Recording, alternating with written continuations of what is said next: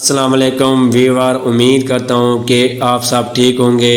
اور آج کی میری کہانی ہے اولاد کی خاطر۔ ہمارے گھر کے سامنے ایک صاحب آ کر رہنے لگے۔ صاحب کیا تھے، طالب علم تھے، لیکن ٹیپ ٹاپ سے صاحب بنے رہتے تھے۔ میں بھی طالبہ تھی، کالج آتے جاتے اس سے سامنا ہو جاتا تھا۔ وہ بھی جیسے طاق میں ہوتا، جو ہی اس کے گھر کے سامنے سے گزرتی وہ اپنے دروازے سے نکل رہا ہوتا۔ اس کا اندازہ مجھے اچھا لگا۔ چھٹی کے دن ہمارا سامنا نہ ہو پاتا تو اپنے کمرے کی کھڑکی کے پیٹ نیم وا کر کے اس کے مکان کی طرف چوری چھپے دیکھتی، شاید کہ وہ بھی کھڑکی میں موجود ہو۔ کچھ دن گزرے کہ اس نوجوان کی مڈ بھیڑ میرے والد صاحب سے ہو گئی۔ الیک سلیک کے بعد انہوں نے دریافت کیا، نئے پڑوسی ہو، میری بیٹھک میں آ جاؤ، چائے پیتے ہیں۔ انہوں نے نام پوچھا تو نوجوان نے بلند بخت بتایا۔ نام تو خوب ہے، والد کا کیا نام ہے؟ کہاں سے آئے ہو؟ والد کا نام میر عالم ہے اور قصور سے آیا ہوں، لاہور گورنمنٹ کالج میں داخلہ ہوا ہے، اور یہ مکان جس میں رہائش ہے والد صاحب کے دوست عبید اللہ صاحب نے کرائے پر دلوایا ہے۔ واہ بھائی واہ، کیا خوب! قصور کے میاں میر عالم صاحب تو میرے کلاس فیلو تھے۔ وکیل ہے نا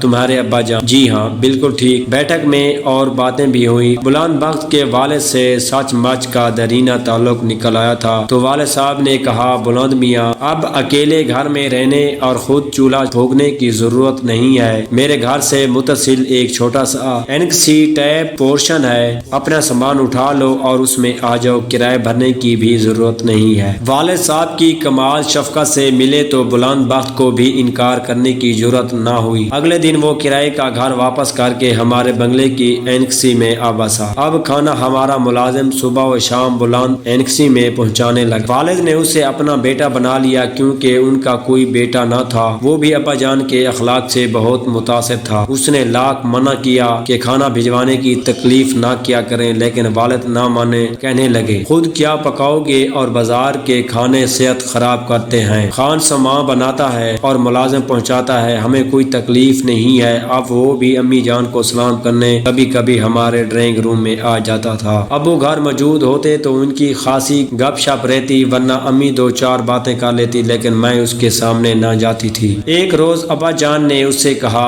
بیٹا زیبا کو FAC کے پیپرز دینے ہیں اور سائنس کے ایک دو مضامین اس سے مشکل لگتے ہیں، اگر تم ایک ماہ شام کو اس کی تیاری کرا دو تو بڑا احسان ہوگا۔ انکل احسان کی کیا بات ہے، میری خوش نصیبی ہے کہ آپ کے حکم کی تکمیل کروں۔ میں ضرور زیبا بی بی کو پڑھا دیا کروں گا۔ میرے دل میں تو شروع سے اس کے لیے پسندیدگی کے جذبات تھے۔ پڑھائی کے ساتھ ساتھ دل ہی دل میں وہ سبق پڑھنے لگی جو طلبگار محبت اپنے محبوب کے حضور پڑھا کرتے ہیں، بڑے طریقے اور سلیقے مگر صبر کے ساتھ۔ بالآخر میں نے اس سے اپنی سوچوں کا شریک سفر کر لیا۔ وہ میری جانب متوجہ ہوا اور میں نے سمجھ لیا کہ اس کے دل میں بھی میرے لیے محبت کی جوت جاگنے لگی ہے۔ امتحان ختم ہو گیا، اس سے ملاقات کا جواز بھی ختم ہو گیا، مگر دل کی لگی اور بے چین رکھنے لگی۔ وقت گزرنے لگا، اب والدین میری شادی کی فکر میں لگ گئے۔ ابو کی نظر میں بلند بخت ایک شریف نوجوان تھا۔ اگر وہ اشارتا بھی کہتا تو وہ فوراً میرے اس کے ساتھ شادی کر دیتے، مگر بلند بخت نے ایسا کوئی اشارہ نہ دیا۔ بالآخر میں نے اس سے کہا، بلند تم جلد اپنے والدین کو لاؤ اور میرا رشتہ مانگو، ورنہ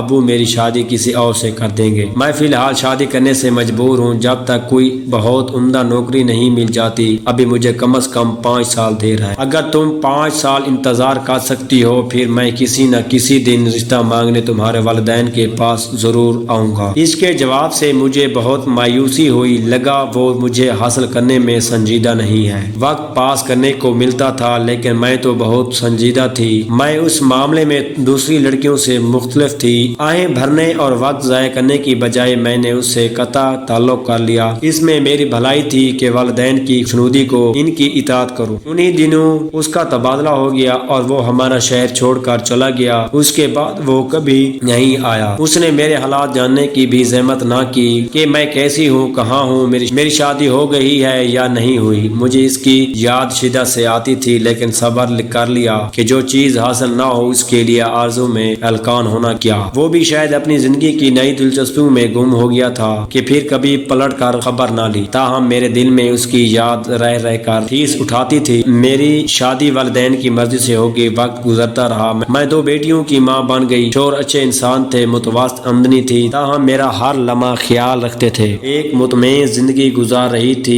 بلند بخت کی یاد آتی تھی، لیکن میں نے اپنی ناکام کام محبت کو زندگی کا روک نہ بنایا، شور اور بچوں کی خدمت و پرورش کے ساتھ گھر ہستی کی مصروفیات میں وقت گزرنے لگا۔ اگر یہ سٹوری آپ کو اچھی لگی ہو تو میرے چینل کو سبسکرائب اور میری ویڈیو کو لائک کر دیجیے گا۔ شکریہ۔